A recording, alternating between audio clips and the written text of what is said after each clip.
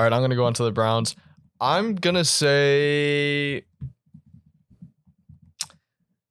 like an A-. I don't know. It seems like, well, they got Elijah Moore, and I think that's important because the wide receiver room was not there last year. I mean, besides Amari Cooper, like they had some guys contributing, but it wasn't like a solidified number 2.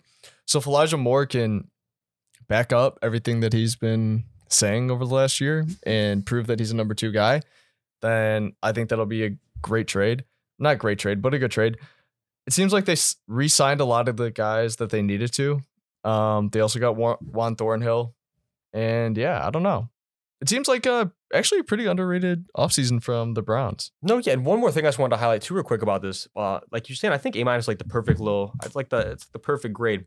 Dalvin Tomlinson, you pair that big body with Myles Garrett on the edge of him, like you're creating a lot of one-on-ones that are going to be, and that's I'm sure that was the mindset. They're like, just get me a big dude. Let me put him in the middle and put him to the left of Myles and just watch what Myles is going to have. Because in certain run sets, especially in third down sets and stuff like that, he'll have a lot of one-on-ones that he doesn't normally have.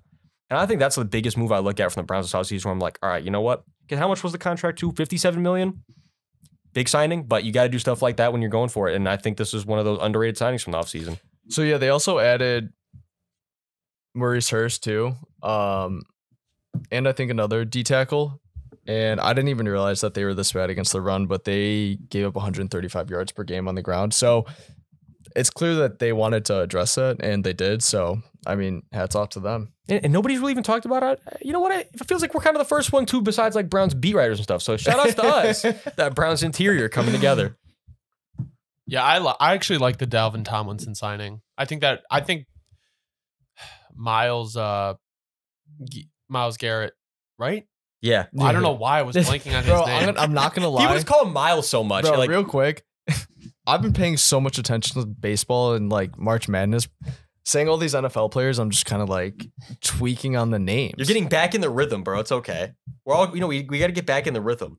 But I was just saying, like, from the way I look at it, this is going to be one of those things where when I say it, it's going to be a little out of context. But trust me, like Browns fans will look back on this and know what I'm saying. No, the Dalvin Tomlinson signing really does feel like if he can stay healthy and Myles can stay healthy and they have like a good era together, you'll look back at that and be like, you kind of look back at an era of a defense and be like, that was a great era. Like this is like one of those times for the Browns where you can look back, like this would be like, oh yeah, like that era with that D line, like yeah, that was a good era for this defense.